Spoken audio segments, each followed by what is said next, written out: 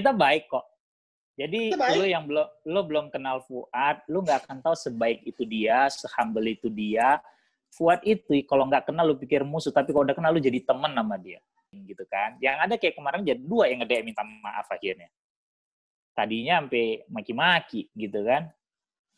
Akhir tiba-tiba ada yang nge-DM, Bang, maaf ya, sampah lu, udah gue biarin aja, ketaker kan, gitu loh. Nggak ada faedahnya sih lu ngeributin orang gitu di sosmed gitu ya, nggak ada lah.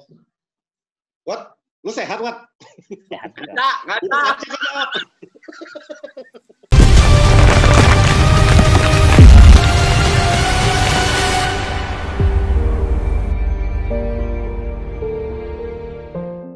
Halo guys, kembali di komentator dadakan. Ya, kalau kita berbicara tim yang paling bagus ya kali itu dulu. Kalau sekarang tim bapuk, yaitu Manchester United, kalah mulu di kandang. Nah, kali ini gue bersama dengan 2 orang yang gila banget dengan Manchester United. Kalau kalian dengerin podcast atau nonton YouTube, Poros Halang ID. Nah, itu biasanya ngomongin United. Dan 2 orang garis keras itu adalah Bro Pet dan juga Bro Fuad.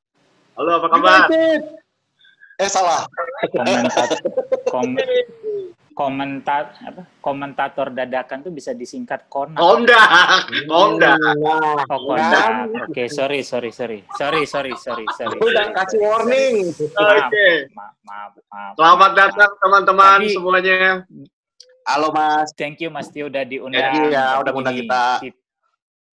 Gua sendiri tidak mau dibilang sebagai supporter garis keras United. Okay. Gua lebih ke garis-garis karena gua anaknya modis ya. Jadi nggak kelihatan gitu kalau garis-garis ya? Nggak ada itu garis keras. Lu tinggal di Sumatera Utara, di Tanjung Danau Toba, di Simalungun ngaku garis keras, yang bener aja. Oke. Itu garis keras, cuy. Benar. Lu tinggal di Kabanjahe ngaku garis keras. Ini konten gua yang mimpin. Oke, ya. Oh, siap. Terus kan kalau kita kolaborasi S10 TV dengan Poros Halang ID kali ini. Oke, gua akan nanya, kenapa tim United bapuk sekarang? Menurut kalian seperti apa? Udah boleh jawab? Boleh. Nah, bapuk karena Glazers kalau gua. Oke. Kalau menurut gue, Manchester United itu nggak bapuk, Mas. Emang udah kodratnya aja saat ini lagi menurun. Setelah ditinggal Sir Alex Ferguson, ganti manajer, perombakan tim dari satu manajer ke manajer yang berikutnya, ya stabilitas di dalam sebuah klub itu pasti akan terganggu.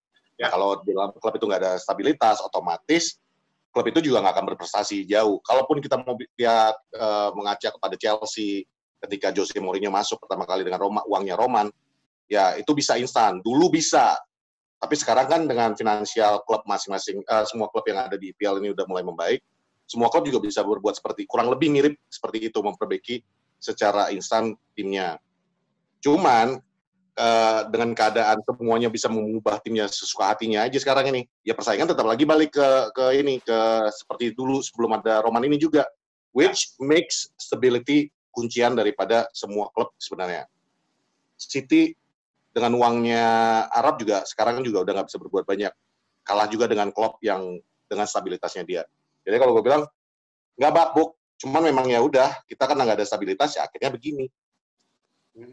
Kalau Bro Fu, gimana nih? Kalau menurut gue emang United emang udah bapuk 7 musim terakhir gitu ya, karena bukan cuma pergantian pelatih yang terlalu sering plus dipimpin oleh Glazers gitu ya, tapi lebih seperti siklus, sama kayak kehidupan kan, sometimes you're on top, sometimes you're down low gitu. Jadi dan di sepak bola kan juga selalu seperti itu. Ya Mas Tio yang lebih berpengalaman dari gua pasti kan tahu. Sebelum United itu kan ada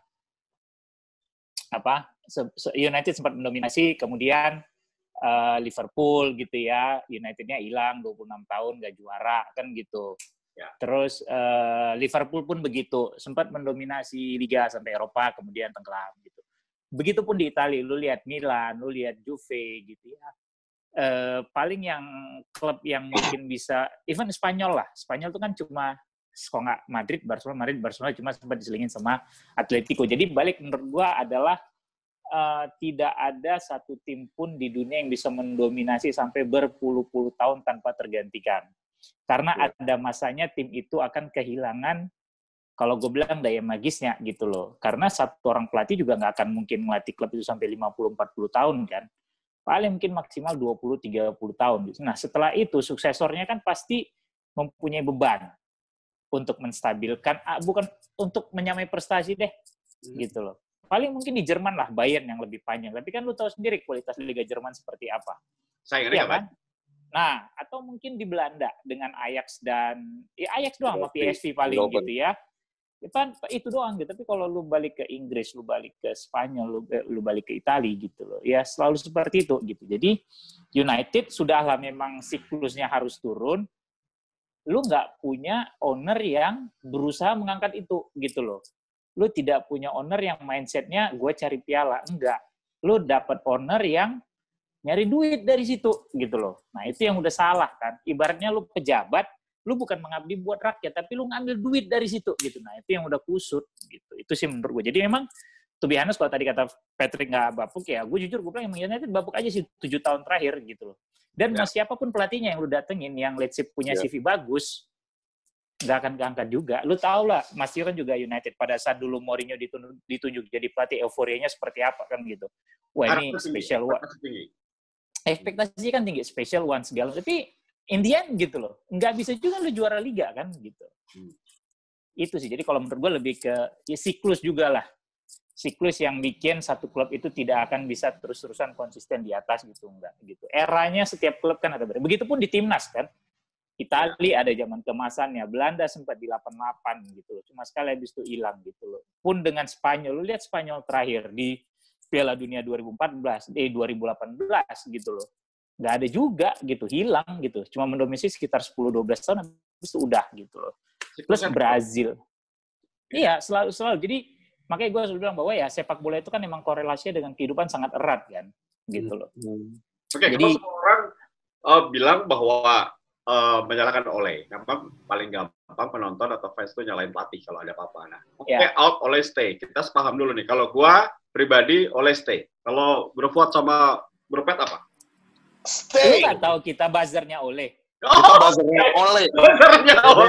Tiap hari. Gue masih BBM sama Ole, Mas. Oke. Iya, gitu loh. Jadi itu satu. Jadi akun BBM di seluruh dunia itu udah menipis, Mas. Yang masih aktif yang itu masih pakai BBM cuma kita bertiga doang. Nah, kita bertiga aja yang BBM-an tuh. Cuma gue doang yang BBM sama dia gitu. Jadi kalau gue sih ya Ole stay lah. You give him chance gitu.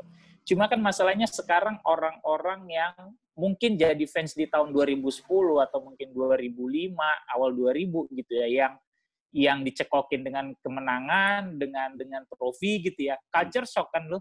Pada saat itu hilang kan lu maunya panasan. Ibarat kata gini deh, lu punya pasangan, terus lu putus, lu ngelihat temen lu tiba-tiba, pasangan lu udah ngegandeng orang lain gitu kan, lu pasti ada rasa anjing nih gitu ya.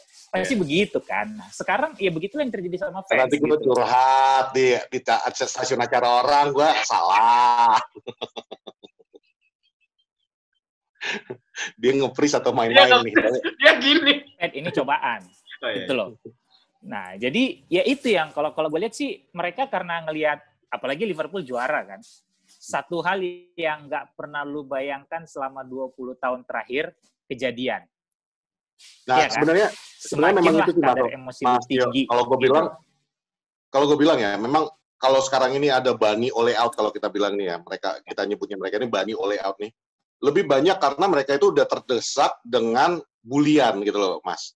Yang mental-mental, ya kalau di luar sana kan disebut plastic fans ya, karena plastik itu dibakar, dikit aja meleleh kan. Ya. Nah, jatuhnya ini memang mentalnya mental plastik semuanya. Ketika Liverpool kemarin akhirnya berhasil mendominasi dan menjuarai, bahkan musim sebelumnya aja udah selisihnya itu tipis banget dengan City. Itu rasa ketakutannya fans-fans United kardus-kardus ini mulai nih terusik gitu loh. Wah, jangan sampai nih yang kita bangga-banggakan selama ini 20 times ini dikejar. Which is sebenarnya bagi gue itu konyol gitu loh. So what? Kita berhasil dapat 19 sekarang. Gue juga sebagai pendukung United juga adalah sedikit mungkin kekhawatiran gue kita disamain. Akhirnya nanti banterannya jadi mereka lebih enak ngebanter kita istilahnya gitu. Tapi at the end of the day, lo harus bisa lihat bahwa proses yang dilakukan Liverpool ini proses yang panjang banget. Dengan beberapa sistem yang udah mereka ubah dengan Brendan Rodgers dulu, prinsipnya pengen mengembalikan kejayaan Liverpool dengan caranya Liverpool dulu, lalu Klopp masuk dengan kalimat pertama Klopp itu begitu dia di-hire sebagai manajer adalah forget the past, forget the history, let's make a new history. Itu yang membuat Liverpool jadi sukses. Karena mereka udah melepaskan beban yang lama-lama itu bahwa kita dulu pernah juara, Raja Inggris, apa semua itu dilepas, dan akhirnya membentuk sebuah kultur baru. Nah, kultur barunya ini, dengan gegenpressing-nya, dengan main all out-nya Jurgen Klopp, ini yang sekarang berbuah hasil, karena dikasih waktu sama pemiliknya untuk membentuk timnya. Itu yang sekarang ini dialami sama fans United, yang ketakutan karena Liverpool udah mendekat, terus ada lagi yang kayak model City, yang juga rivalnya makin mengancam menambah juara-juaranya. Plus, musim ini khususnya ada Leeds United lagi kan. Jadi ini semua udah rival-rival utamanya Manchester United hadir dalam satu musim ini. Itulah kenapa Bani Ole Out itu bagi gua panik. Jangan sampai kita ini di posisinya itu di bawah mereka-mereka ini. Bagi gua relax. Ini udah pernah dulu kok terjadi. Trust the process. Gua percaya Ole udah membentuk sebuah tim. Mungkin musim ini kita nggak akan juara, tapi minimal kita juga nggak akan degradasi kok. Kita juga nggak akan kemana-mana. Lagian, it's 7 games, baru 6 pertandingan, and you're already screaming Ole out. What the? Ya, itu namanya fans kardus. Fans kardus sama kalau gue bilang sih sebenarnya Ole out itu kan dipicu oleh nggak cuma fans United sendiri. Ya, ini kan media kan juga berperan naikin segala macam. Karena gini loh, gue yakin banyak orang khawatir dengan kebangkitan klub ini. Oh ya. Ya, kalau secara teknis lu sudah tidak bisa membendungnya, makanya lu akan melakukan hal non-teknis. Salah satu caranya apa? Lu goyang. Iya. Lu nggak suka akan kesuksesan satu perusahaan, pasti lu akan mencari cara supaya perusahaan itu flop. Iya kan? Jadi United ini ya kayak love, hated, adore, never ignore. Ya, banyak banget yang nggak mau ngelihat United sukses ini kan nggak cuma fans Liverpool, fans City, fans Arsenal, ABU. Nah, itu yang menurut gua jadinya sangat masif, plus emang sekarang kan kultur sepak bolanya kan udah berubah. Kalau dulu 4 tahun Fergie dia nggak juara, Tara Fergie must go segala macam cuma di United dan di Inggris aja kan. Kan sekarang ini udah berkali-kali gue bilang, lu sambil boker di Mozambik, di Papua Nugini, sambil boker lu pegang handphone, lu punya smartphone, lu naikin suara. Selesai kan? Iya. Iya kan, sesimpel itu. Jadi gue bilang sekali lagi, ini nggak cuma oleh fans United-nya sendiri yang memang insecure, padahal kalaupun lu disamain 20 kali, lu ketinggalan 20 kali, dunia lu gak kiamat, percaya sama gue, gak akan dajjal turun gitu loh. Santai aja, lu nikmati aja gitu kan. Plus itu tadi, tidak ada klub lain yang kepengen United sukses. Dan justru ini menurut gue adalah ketakutan orang bahwa Ole bisa sukses. Iya. Karena lu tahu, karena gini loh, kalau lu ngelihat track record kan sebenarnya dari mulai pembelian dia banyak pemain muda, dia udah menanamkan filosofi yang benar nih. Gue mau bangun lagi nih tim dengan dari akademi, pemain muda gue didik gitu loh. Iya kan? Plus kalau lu lihat rasio kemenangannya juga nggak jelek. Even Sir Alex jauh di bawah dia rasio kemenangan. Nggak jauh, 48 ke 55 kan? 55. Ya kan? 7% itu not bad gitu maksud gue. Orang ngelihat itu, terus lu lihat aja dari let's say 28 pertandingan, kalau gue nggak salah 28 pertandingan terakhir dari mulai Bruno masuk ya, sebelum pandemi sampai kemarin, itu kan lu baru kalah 5 kali.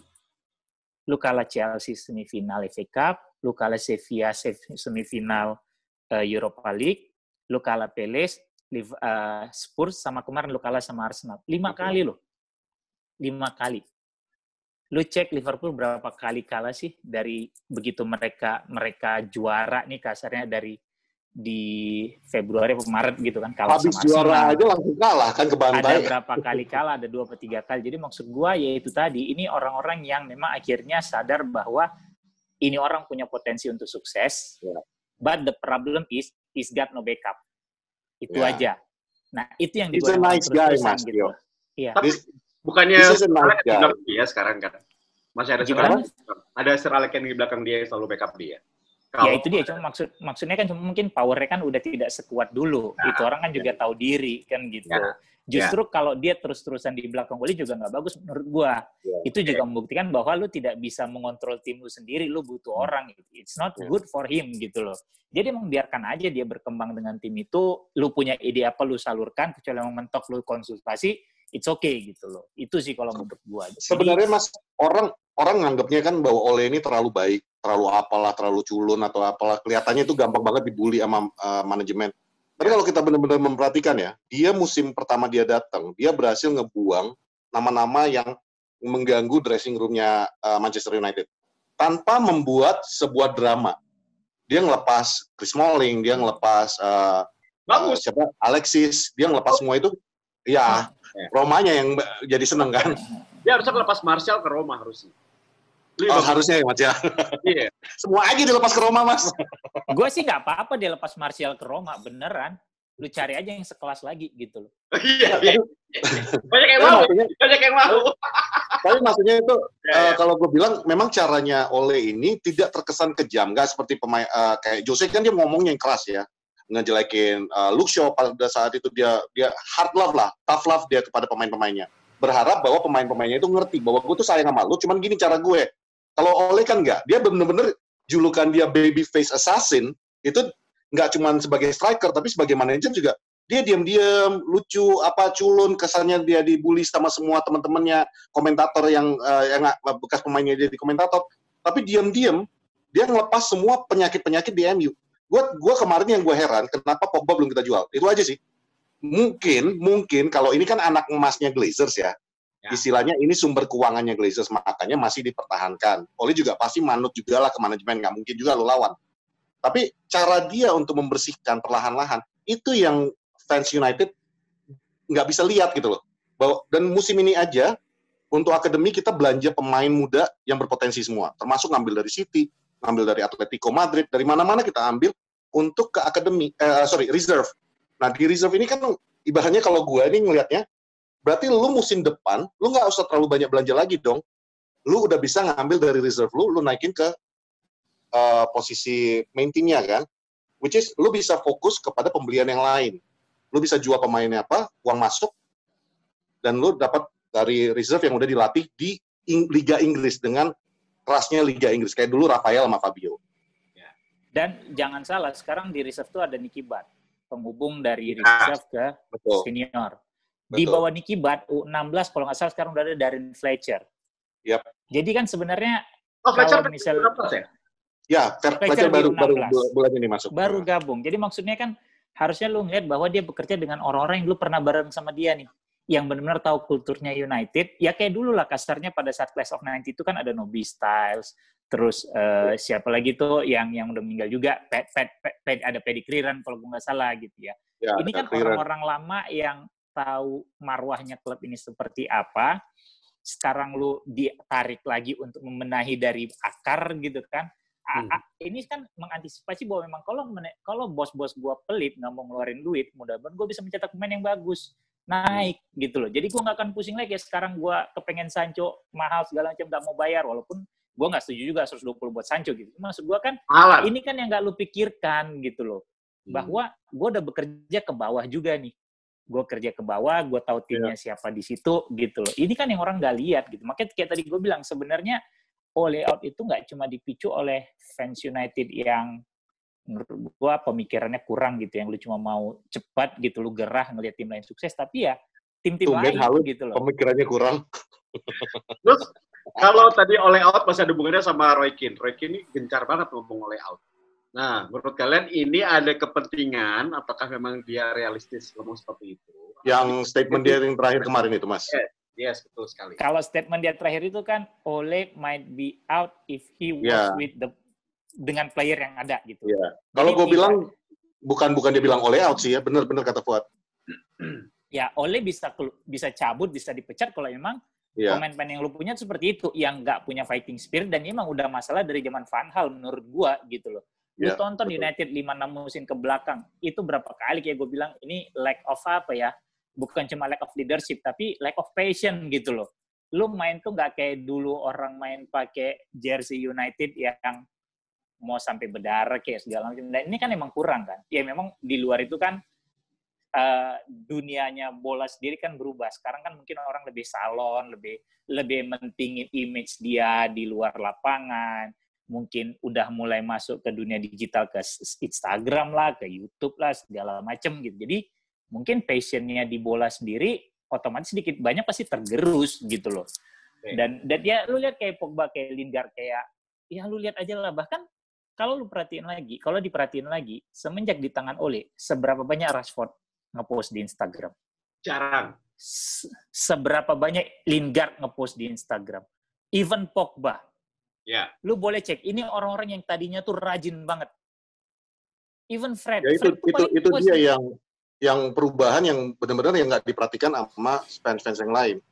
Nggak usah jauh-jauh. Mulai Ole masuk, dulu kalau pemain masuk ke pertandingan, turun dari bus, itu pakaiannya kan suka-suka tuh semua. Zamannya Van Gaal, zamannya Jose, karena dressing room udah hilang, udah nggak terkontrol lagi.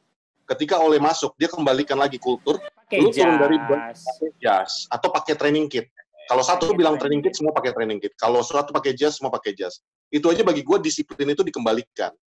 Nah, kalau yang dibilang Roy Keane kemarin, Mas, kalau yang gue tangkap, dia nggak mengatakan Ole out. Dia mengatakan Ole kalau tidak bisa mengontrol pemain-pemain ini, kalau nggak dengan pemain-pemain ini, ada kemungkinan dia bakal bisa dipecat. Memang itu kenyataan. Karena balik lagi, kita ingat Roy Keane yang dulu pernah ngamuk, melihat supporter nonton bola, makan prawn sandwich kan. Dia langsung ngamuk, dia komentarin. Ini seorang Roy Keane yang modelnya kayak gitu. Yang ibaratnya, lu datang ke stadion bola bukan untuk makan-makan. Lu datang ke stadion bola bukan untuk turis. Ini pertandingan, ini hidup, ini hidupnya gue. Ini hidup mati di sini. Makanya mereka berdarah-darah kayak kata Fuad. Nah sekarang yang dilihatnya Roy Keane, salah satu kalimat yang diucapkan Roy Keane di statement itu kan, if I was a player, I don't need my manager to motivate me. Iya, lu punya motivasi sendiri kan. Gue nggak perlu dimotivasi. Ya. Gue tahu apa yang mesti gue bikin. Gitu loh. Itu bukan fungsi utama seorang manajer. Yes, memang seorang manajer itu harus memanage, memotivasi pemainnya pada pertandingan. Ya, pep talk lah istilahnya Mas Tio ya. Tapi dasarnya, ketika lu mengenakan baju United itu, lu tahu lu mengenakan seragam itu kebanggaan seluruh warga Manchester yang mendukung Manchester United gitu loh ya.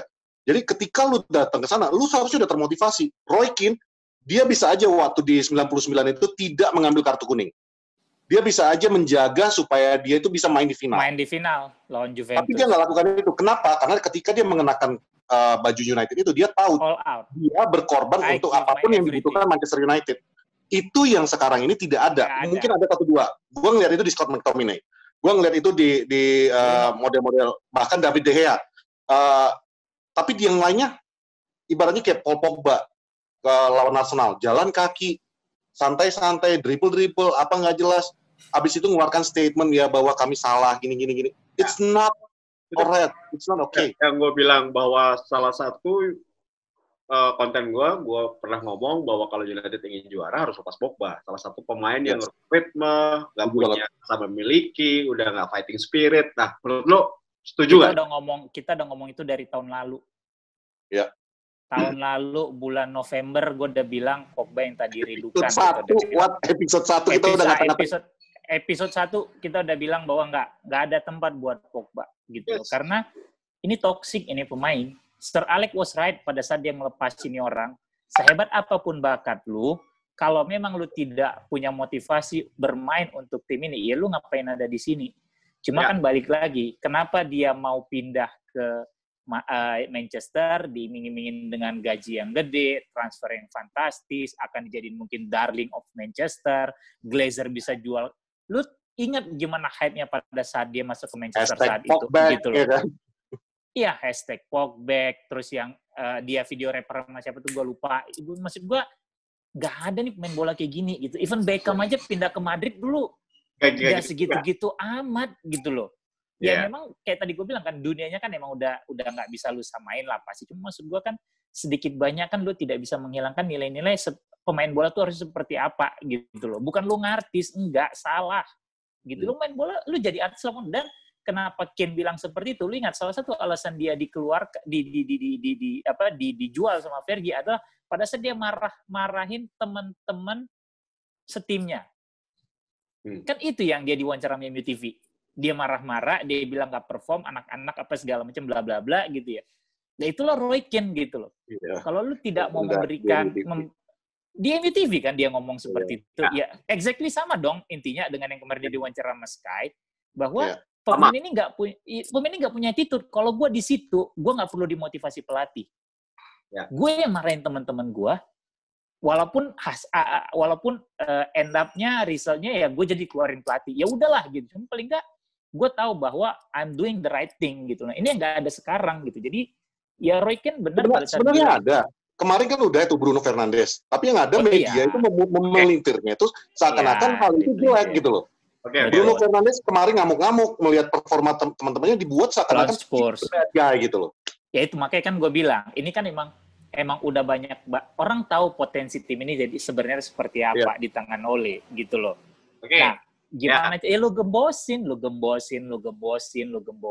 Kan jadi nggak harmonis. Gitu. Ini enak banget nih kalau gue ngomong sama host-host juga, jadinya gue nggak terlalu banyak ngomong, mereka udah ngisi konten gue, ya kan? Openingnya cukup ya guys, kita udah nonton bagaimana Poros Halang kolaborasi dengan T10 TV, enak banget, openingnya panjang banget nih. Konten kita adalah sebetulnya, ini belum kita bahas konten gue hari ini. Konten kita hari ini adalah pesaing dari United menurut Poros Halang. Nah, anjir, openingnya aja segitu doang, gara-gara lu nanya layout tadi loh. Iya. Jadi, kalau kita lihat tahun lalu, Liverpool dan City selalu menjadi kompetitor utama. Nah, kali ini ada plus-plusnya. Gue udah WA sama Bro Fuad, ada Everton, ada Spurs, kemudian ada Leicester. Nah, apakah extraordinary league menurut kalian? Lu nggak menganggap Arsenal ya? Oh, sorry. Arsenal. Meskipun Arsenal banyak kalahnya lawan kita kan, gitu. Ya, terus gue jelaskan aja, Arsenal banyak kalahnya kemarin karena tidak pernah. Nah, kalian siapa yang menjadi pesaing utama menurut Poros Halang? Menurut gue justru kita tidak di posisi yang disaingi. Iya dong. Kita bisa masuk UCL aja udah bagus, Mas. Bener dong. Pada saat lu tanya pesaing utama United, kalau kita bicara 10 tahun lalu, relate. Kalau sekarang, enggak. Tapi gue tetap yakin loh, United akan menerobos ke atas, makanya gue bikin konten ini. Oh, gue yakin United. Nah, jadi oke, berarti kan mesti dilurusin. Pesaing dalam arti apa? Juarakah atau masuk ke zona Champions? Yes. Kan gitu. Nah, zona champion. Ya, kita tidak di posisi disaingin untuk menjadi juara sekarang gitu loh. Justru kita bersaing untuk masuk 4 besar, iya kan? Karena kalau untuk juara masih berat. Kalaupun emang kejadian itu emang udah anugerah banget menurut gua. It's a miracle gitu. Karena kita emang kalau bisa dikatakan 2020 adalah musim ajaibnya Manchester United kalau kita sampai juara. Oke, berarti lo nggak doain Liverpool juara dong? Oh no. Nggak doain juga sih, makanya gue pakai ini. Kalau gue sih lebih mendoakan Everton, Mas. Ya, gue doain ini nih. Ya, Everton jadi juara. Gue sih kalau memang United tidak bisa bersaing menjadi juara gitu ya, gue ikhlas bukan mendoakan. Gue tidak akan mengirim doa juga buat mereka. Cuma gue akan ikhlas kalau Everton yang juara. Yeah. Gitu. Gimana juga kan sister club-nya kita kan, Mas. Kenapa gue Everton? Apa karena Spurs ada Mourinho? Kemudian Everton tidak punya kepentingan apa-apa dengan United. Hubungan kita dengan Everton kan selama dari masa lalu juga bagus-bagus aja kan.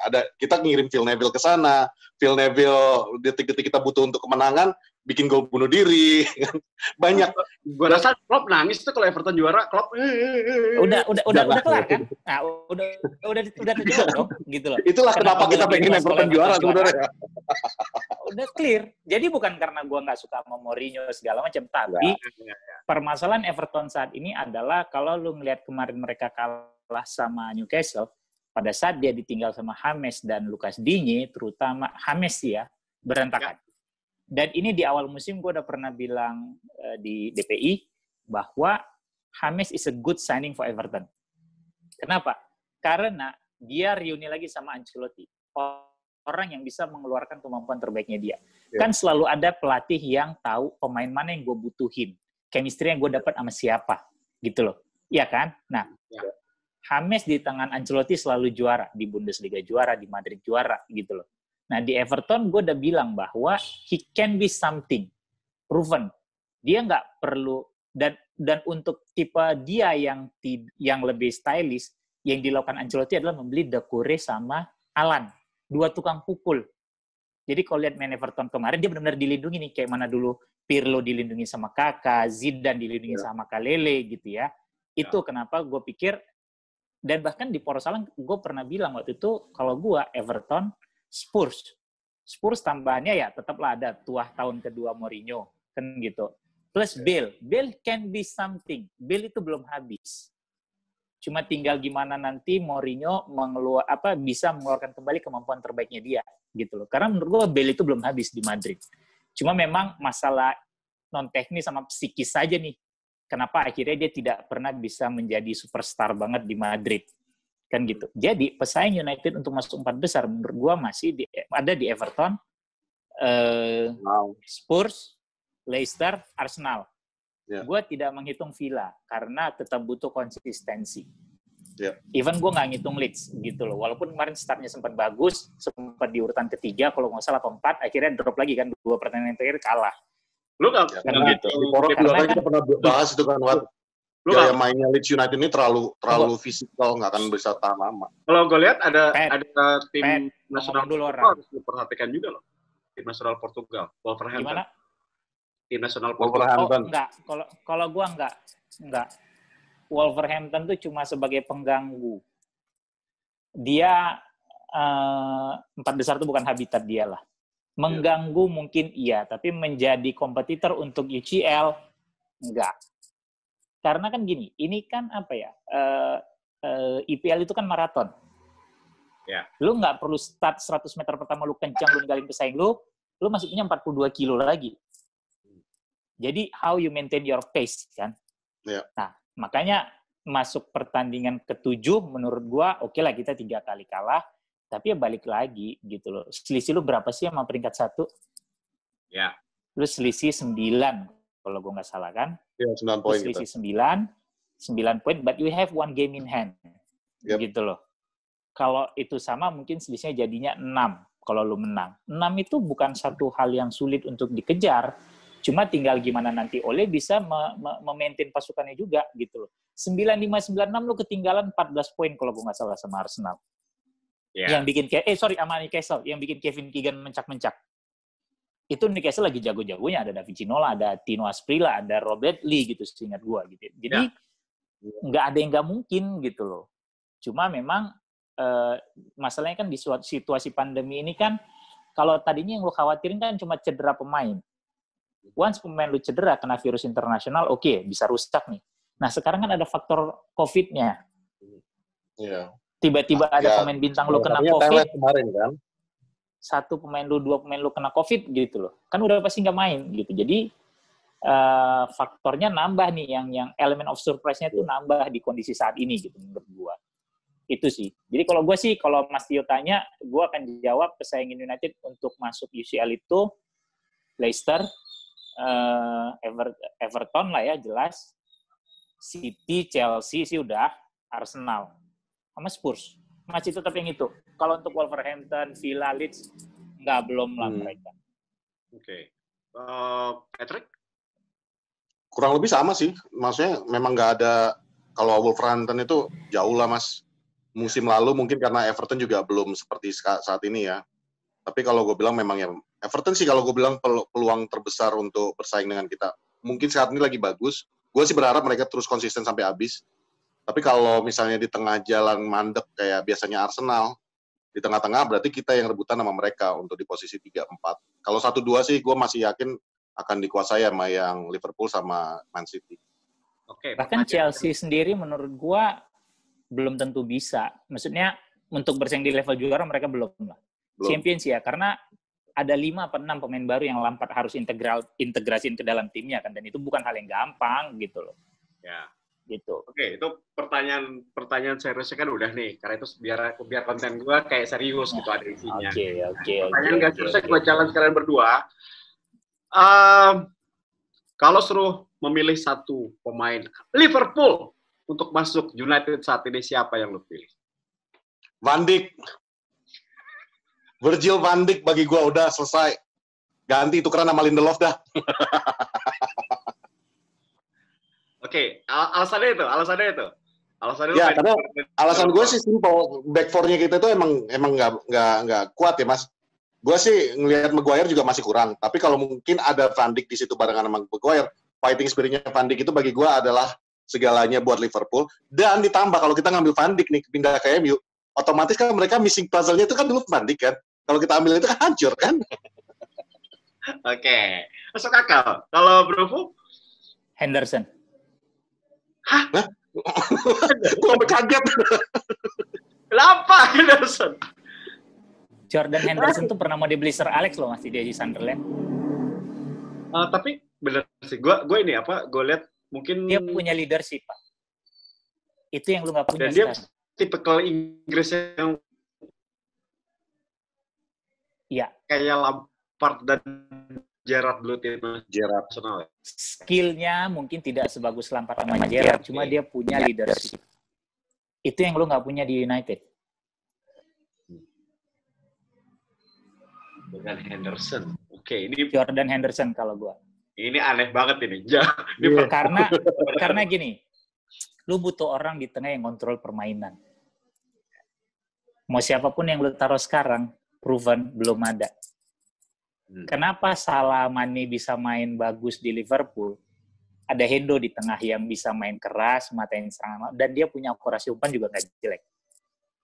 Gue nggak khawatir sama Maguire, sama Lindelof, karena kalau oleh momen 3 back, proven nih so far gitu ya, lawan Liverpool dulu, lawan City, lawan Chelsea, lawan PSG, nggak jelek kita main dengan 3 back. Berarti kan sebenarnya lu punya potensi untuk bagus back for lu gitu loh. Gua mau Henderson. Berarti lu ngambil Hendo, lepasin tukernya bareng sama Pogba aja kali ya? Pogba. Jadi masalah kita clear kan?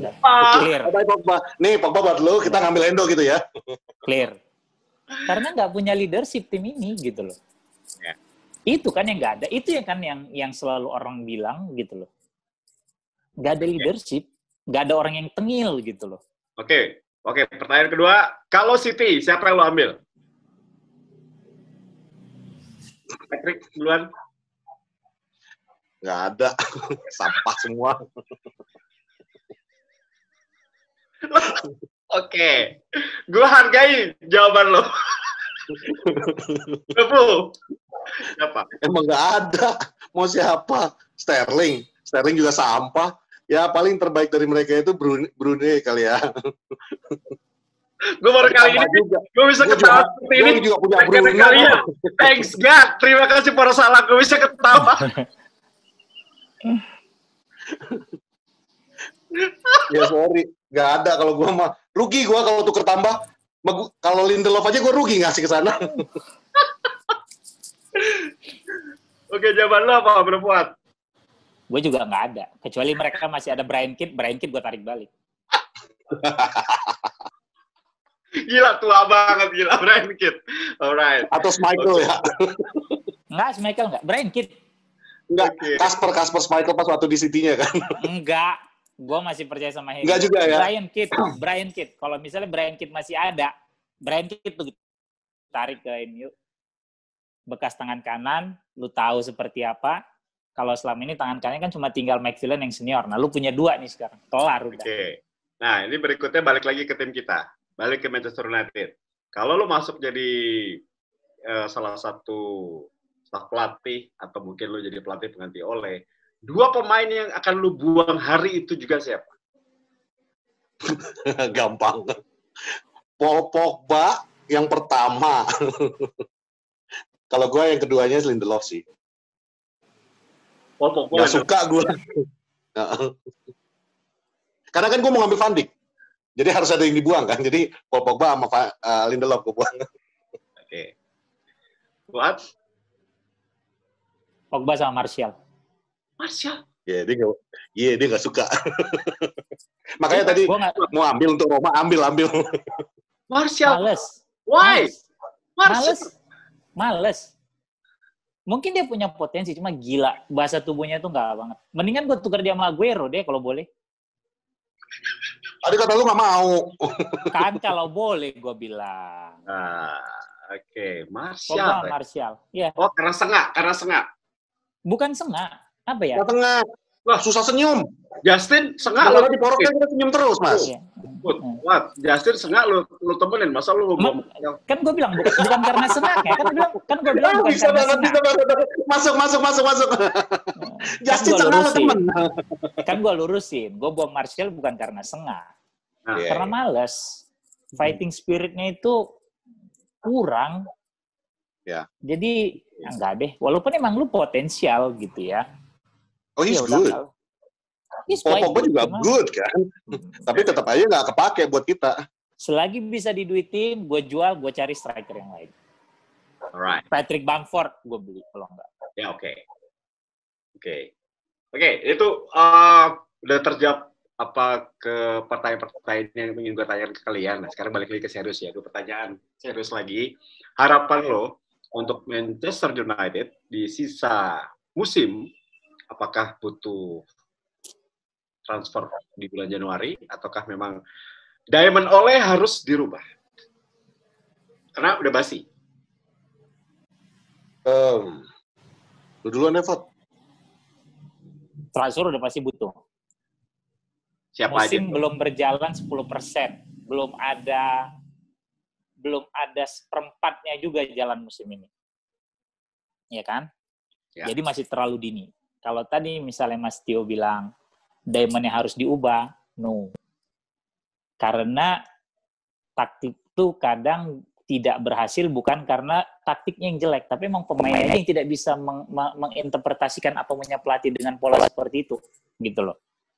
Dan menurut gua, selain diamond, Ole itu juga punya kejutan pada saat dia mainin 3 back, mau 3-4-3, 3-4-1-2, 5-3-2 gitu ya. Itu elemen of surprise-nya dia yang tahun lalu pertama dia coba turun Liverpool. Kaget loh dia mainin 3 back. Dia main 3-4-3, berani main high press gitu, high defensive line ngelawan Liverpool yang punya pelari cepat gitu ya. Jadi gue nggak khawatir terhadap diamond-nya gitu loh. Yang gue khawatirin adalah bisa nggak lu dapat paling nggak 2 pemain lagi di Januari nanti. Back tengah 1, gelandang 1. That's it. Atau kalau nggak back tengah, back kanan. Lu harus beli. Lu perlu AWB. Lu perlu pelapis AWB. AWB oke, bagus banget bertahan. Macam portal Transjakarta kalau kayak bilang sama Patrick. Kalau udah ditutup, nggak ada yang bisa cross. Ya. But the problem is, he cannot cross. Ya. Gue sangat senang kalau misalnya Rafael mau balik Januari nanti. Tapi enggak lah. Iya, itu dia kan. Berat memang. Tapi maksud gue butuh orang yang kayak Rafael yang mau duel, nggak punya takut, lu tahu arti pakai jersey United, bisa crossing, bisa main keras, lu nggak peduli. Ada gitu tuh ya. bek kanannya Liverpool.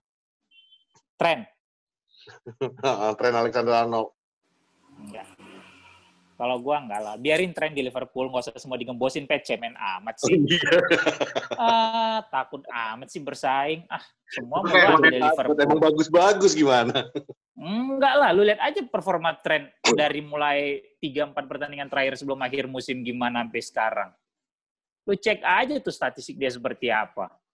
Enggak kalau gua. Tapi hebat loh. Dia di fantasi nggak ada pemain-pemain City, nggak ada pemain Liverpool. Dia konsisten Fuad. Konsisten. Iya. Gue udah pernah juara di Bedebah. 2 kali gue juara di Bedebah.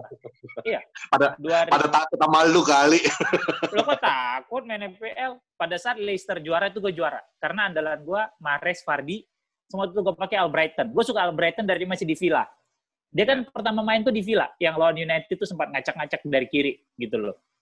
Nah, habis itu emang udah, ngapain sih gue karena kan gue orangnya kalau gitu baperan ya gitu. Ngapain sih gue berharap pemain rival bagus kalau nanti hasilnya buat tim dia, United jadi bapuk, ya konsisten dong jadi manusia, jadi laki. Makanya, segera dikawinin, jadi pacarin aja. Iya. Udah Mas, tadi malam habis gue dibully, jangan dilanjut. Tapi nggak apa-apa, di Tesplot TV gue bilang bahwa PT akan nikah tahun depan. Kita doakan sama-sama aja. Amin. Poros Alang akhirnya memiliki pasangan ya. Jangan, kasihan lah. Pasangannya, temannya udah punya pasangan, dia belum gitu. Kita doakan sama-sama. Dia sih mau, Mas. Tapi adek nggak mau, adek. Adek itu yang nggak mau. Oke, satu hal yang bikin lu menangis dan lu benci banget sama Manchester United apa? Benci sih nggak pernah benci sih Mas ya. Jadi susah juga jawabannya. Tapi kalau bikin nangis itu ya kayak kemarin. Balik lagi. Gue suka sama Ole. Gue percaya sama prosesnya Ole. Tapi kadang-kadang emang Ole ini bikin gue garuk kepala juga gitu loh.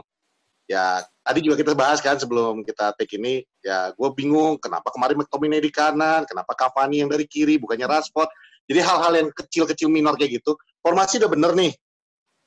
Diamond-nya itu udah keren nih. Udah bagus. Udah dimanfaatin nih. Lu sekarang ini bertaburan dengan midfielder yang bagus-bagus nih. Jadi lu memfasilitasi. Nggak bagus-bagus banget juga. Ya oke lah, dibandingkan musim lalu, lu cuma ngandelin Lingard kan gitu. Cuman maksudnya dengan keadaan seperti itu, lu udah memberikan fasilitas yang bagus formasinya. Masalahnya, lu kok kayaknya ngetakin orang-orangnya di tempat itu doang sih yang bikin gua kadang-kadang nangis. Ya Allah, lu udah bener nih, formasinya udah bener, pemain-pemain yang di lapangan juga udah bener, tapi posisinya di mana mereka bermainnya kok jadi berantakan gitu loh. Itu yang bikin gue sorry Mas Tio, gue ambil alih ya. Lo mau McTominay dimainin di mana di Diamond? Kalau nggak di kanan? Gue mendingan di belakang. Ya kan itu posisinya Fred. Lah, lo nonton ya itu makanya Fred yang di kanan gue bilang. Lah, waktu lawan Paris kan Fred yang di belakang. Gimana? Ya emang iya. Ini judulnya Poros Alang berantem di kanan tahu. Ini judulnya Poros Alang berantem di konten gue. Itu udah biasa Mas. Justru kalau ampe gue sama dia nggak berantem dalam satu episode apapun itu muncul dimanapun, malah itu bukan Poros Alang. Ya. Dan baru kali ini di konten mereka ngomongnya sangat-sangat sopan. Yoi.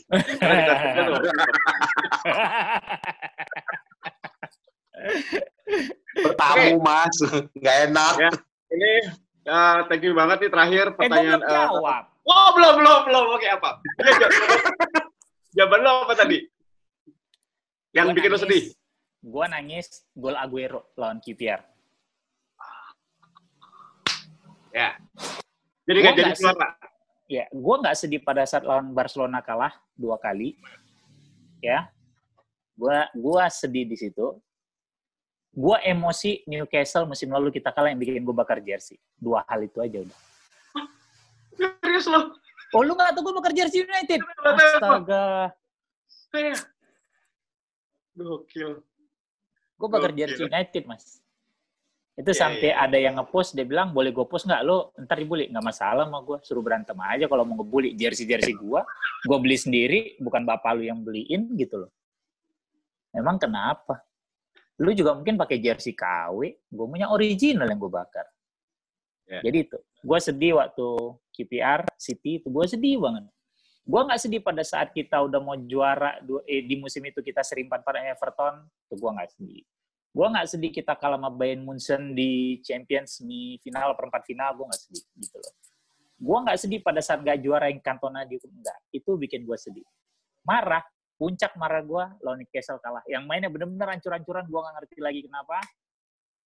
Besoknya gue bakar jersey gue. Gila, itu satu hal dari fans yang nggak mau dibilang garis keras ya, ternyata membakar jersey sendiri. Nggak mau ngomongin garis keras tapi bakar jersey. Kalau gue rasa kalau rumahnya dia 4, bakar 1 tuh rumah. Nah, itu. Tapi besok-besoknya yang tadinya orang ada beberapa yang emang bego aja tuh yang soal marah sama gue gitu ya. Yang pikirannya wajar sih mungkin santainya ngeliat gue bakar jersey. Tapi itu beberapa begitu United sempat berapa kali nggak menang ya Pet ya, Bang Fu bakar jersey lagi dong, bangsat gue bilang gitu. Nge-DM nyuruh bakar jersey. Padahal waktu bakar jersey ya kutukan dari kiri kanan. Wah, mencak-mencak semua orang yang katanya pendukung garis keras MU. Bang Fu bakar jersey lagi dong, anjrit. Allah. Udah kayak apa lu? Gue bakar tuh 2015-16. Oke, itu Ya, Mas, gimana? itu momen sedih ya. Nah, momen sorry untuk lu menghadapi di sosial media kita kan liar banget. Di YouTube kalian juga pasti komennya macam-macam. Nah, menghadapi fans kardus atau fans yang karbitan ya, nggak jelas, kadang-kadang cuma maki-maki doang. Lu anggap itu menjadi satu teman poros halang atau sebagai enemy untuk poros halang? Musuh lah. Siapa lu maki-maki gua? Emang bapak lu yang ngasih duit kita bikin poros salah? Mas, lu nanyain Fuad di media sosial. Ya elah. Ya. Tapi itu secara Kalau di bisnis. medsos, Fuad nggak berantem. Bagi gue tuh Fuad lagi nggak aktif, lagi sakit, lagi harus ditelepon. Kenapa Fuad nih kalau nggak ribut di medsos? Tapi itu haters itu yang akhirnya membuat besar poros halang. Enggak. Kalau gue sekarang mikir gini aja. Kan selalu ada. Dan di poros salang sendiri di awal-awal banyak yang ngatain. Semakin kesini semakin sedikit. Ada paling 1-2 orang yang udah gue tandain nih akunnya. Gitu loh. Lu doang nih. Kalau nggak lu muncul di poros salang, ntar lu muncul di DPI. Gitu loh. Jadi lu cuma beraninya di situ doang. Gitu ya. Dan bagi gue sebenarnya, akhirnya gue berpikir, ini gue biarin aja deh. Toh secara tidak langsung, lu ngasih duit jadinya buat gue. Ya udah, gue biarin aja udah. Nah, kalau gue lu sih yang Mas, bodoh sebenarnya kan gue ngeliatnya, gitu loh. apa ya, kalau gue percaya prinsipnya nggak kenal maka nggak sayang kan gitu. Kayak kata Fuad di awal-awal episode 1 sampai ke-3 ke-4 gitu isinya komentar di poros salang. Enggak, sampai 10-15 malahan. Katain gue mau Fuad kan gitu. Nggak ada yang bener lah. Siapa tuh lu? Siapa lu botak? Siapa lu besok? Sosokan ngomong lu. Pundit kagak, host kagak. Soalnya kan nggak ada yang kenal kita kayak lu kan Mas Yuk kan orang betala ini. Bilang nih sama Fuad di grup kan. Gue print screen salah satu yang subscriber dari awal ya. Tadinya haters. Gue nggak sebut namanya, tapi gue ada print screen yang awalnya ngata-ngatain gue banget. Sampai yang sekarang gue ngomong apa aja, iya Bang Patrick, iya Bang Patrick, iya Bang Patrick. Dari haters jadi domba. Makanya kalau ada istilah, kalau Justin kan bilang, I need new haters. The old one became a fan kan. Nah, ya keadaannya gitu. Tapi dasarnya itu kan nggak kenal maka nggak sayang ya, Wat ya. Yes. Jadi mudah-mudahan dengan ini subscribernya Ngasio jadi kenalan sama kita juga. Kita baik kok. Jadi lu belum kenal Fuad, lu nggak akan tahu sebaik itu dia, sehumble itu dia. Fuad itu kalau nggak kenal lu pikir musuh, tapi kalau udah kenal lu jadi teman sama dia. Baik itu banget Mas. Gue mau merit dia semua yang bayarin. Kalau gue sih gitu, dan akhirnya gue mulai di titik yang udah gue cuekin aja deh gitu. Kecuali gue lagi sengang ya. Kalau gue lagi sengang banget, nah itu boleh nih gue timpalin gitu kan. Yang ada kayak kemarin jadi 2 yang nge-DM minta maaf akhirnya. Tadinya sampai maki-maki gitu kan. Akhir tiba-tiba ada yang nge-DM, Bang maaf ya, sampah lu udah gue biarin aja. Ketaker kan gitu loh. Gitu. Karena bagi gue nggak ada faedahnya sih lu ngeributin orang gitu di sosmed gitu ya, nggak ada. What? Lu sehat, Wat? Sehat. Nggak ada. Oke, pertanyaan terakhir.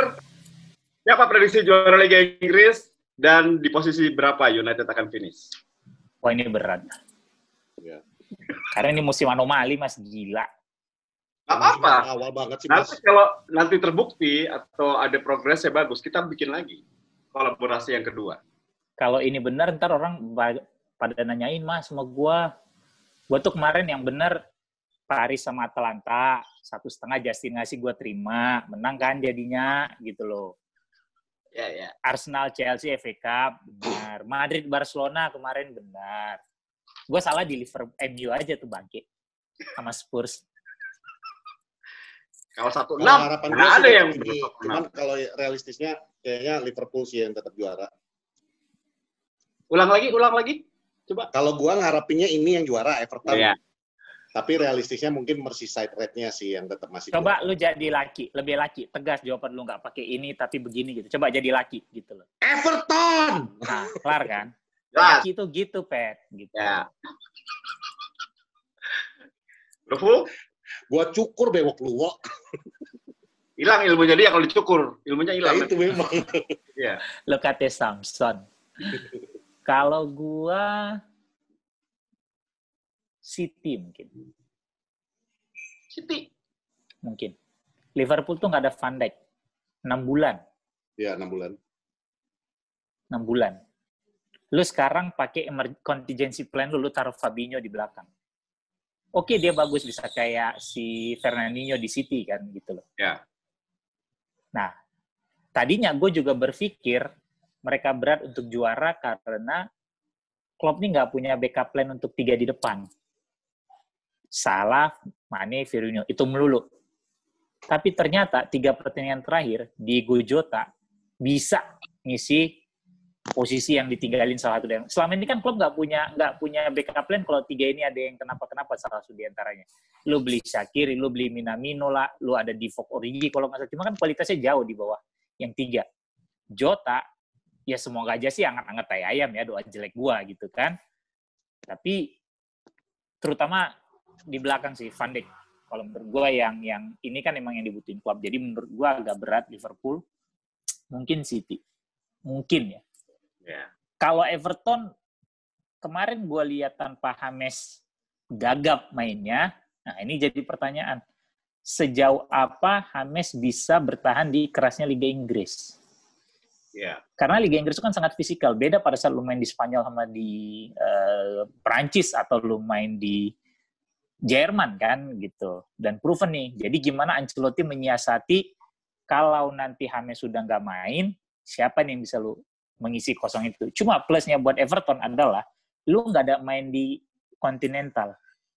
Lu cuma main di Liga doang. Lu bisa fokus di Liga jadinya. Iya, jadi mungkin kalau second-nya Everton kalau gue boleh ini ya. Lain itu sih, Leicester sih bagus, cuma gue takut kayak musim lalu. Gue sempat prediksi pesaing utama Liverpool. Gue waktu di podcastnya Mas Sabto, gue bilang pesaing utama Liverpool, Leicester itu di bulan November kalau gue nggak salah. Begitu masuk Januari, flop.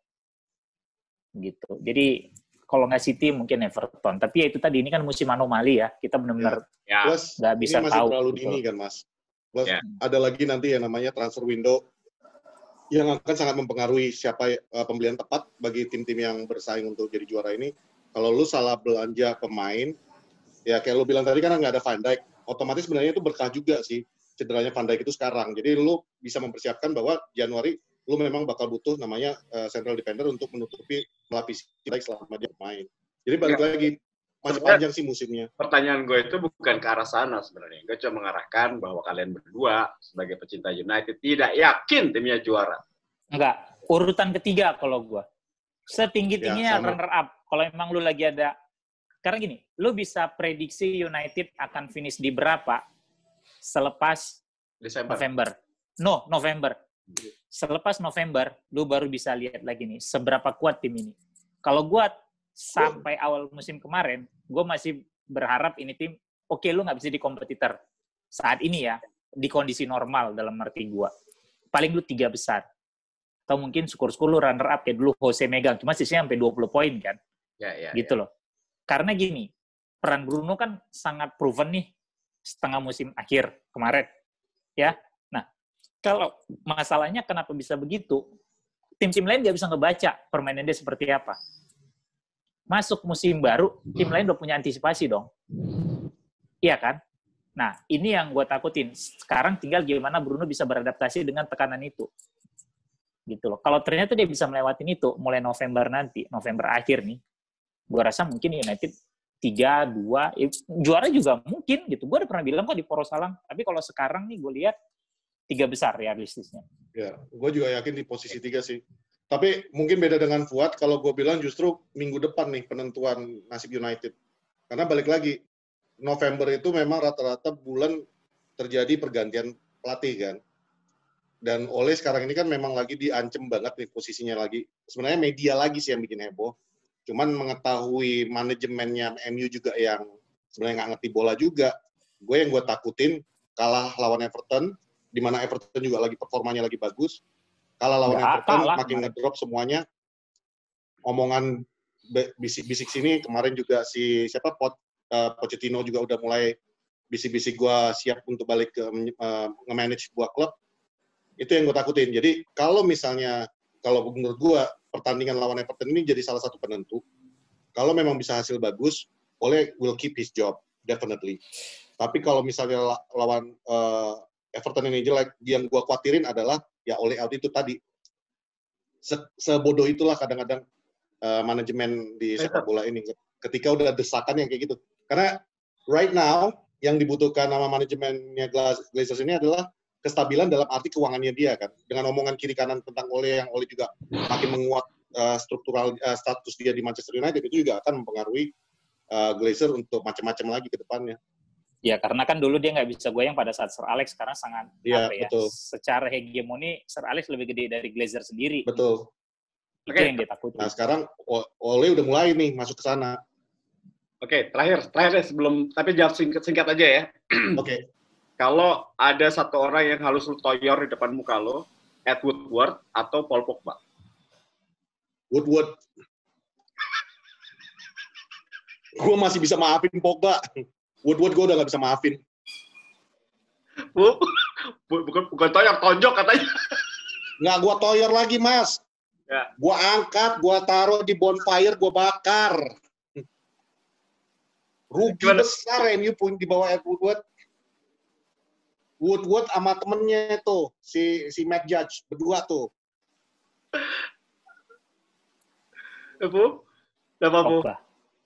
Pogba deh ya? Memang beda berdua ya? Tugas lu main bola, Pak. Lu sama Pogba, gue heran. Karena ekspektasi gue tinggi sama dia. Tugas lu tuh main bola. Oh, karena cinta banget lu sama dia ya, makanya ekspektasi gue tinggi. Garis antara gini. Seburuk apapun jadinya Woodward mengelola, dengan adanya Pogba, lu punya kualitas, lu harusnya bisa ngangkat tim ini. But the fact is you cannot. Jadi lu yang gue tampol. Lu main bola, bukan gonta-ganti gaya rambut. Mau bikin salon dia habis pensiun. Ya. Oke. Lu ngasih umpan, lu syuting, bukan gonta-ganti gaya rambut, bukan bikin konten. Nggak ada cerita itu sama gue. Thank you, Bro Patrick, Bro Fuad. Ini kita lama banget ngobrol, panjang lebar ngomong United 5 hari 5 malam sama Poros Salang, nggak akan habis. Nah, kali ini buat yang nonton video ini, jangan lupa untuk subscribe Poros Salang ya. Kalau kalian pengen tahu berita United yang otentik dan natural. Sorry Mas, gua lurusin. Kalau kalian mau tentang United, tonton Poros Salang karena kami orang dalam Ole, satu. Ya. Kalau kalian mau tahu tentang NBA, kalian nonton Poros Salang. Gak usah dengerin podcast yang lain-lain. Lu NBA juga nih? NBA juga? Ya. NBA juga, Mas. Lu mau tahu kehidupan lifestyle 90s, lu tonton Poros Salang. Oke. Lu mau tahu siapa bacolan Patrick, lu tonton Poros Salang. Oke. Ini sebenarnya konten apa kalian? Isi apa? Apa aja, Mas. Tagline-nya kita kan bahas tanpa batas. Oke. Apa aja. Besok-besok mungkin kita bahas harga kol sama cabai. Karena Patrick punya tuh di Tanah Karu sana kebun. Dia punya sawah di sana. Aman. Sawah. Jadi itu tadi. Oke, itu kalau mau nonton Poros Salang, nggak cuma United doang. Kita ngomongin yang lain. Ngomongin orang juga. Gitu. Oke, by the way, thanks a lot. Terima kasih banyak kalian. Kami yang makasih, Mas. Kami thank you banget, Mas. Nanti insya Allah kita akan bikin lagi ya. Ini banyak sekali hal-hal yang mungkin ingin gue bahas dengan kalian. Karena dengan kalian, gue tersenyum di Tes10 TV. Mudah-mudahan sih nanti next take-nya kita ketemu ya. Yes, amin. Itu sih, kalau gue lebih kepengen gitu. Mudah-mudahan yang bisa lah. Ya. Sekali lagi terima kasih ya. Sama-sama. Bro Pet dan juga Bro Fu. Guys, makasih kalian sudah menyaksikan obrolan kita dari A sampai Z. Ternyata mereka berdua adalah orang-orang yang mencintai Ole. Dan sepaham dengan gue bahwa sebuah proses dibutuhkan dan bukan hanya dari hasil akhir, karena United dibangun dengan rasa cinta dan kesabaran untuk bisa menjadi juara. Terima kasih sudah menyaksikan Tes10 TV, komentator dadakan. Kita akan ketemu lagi di konten berikutnya dengan narasumber yang menarik. Jangan lupa, lu tonton, like, subscribe, sebarkan channel ini, ya. Yes. Jangan lu mau nonton doang. Oke, Go Fuad. Terima kasih, Mas Tio. Terima kasih sama-sama. Bye.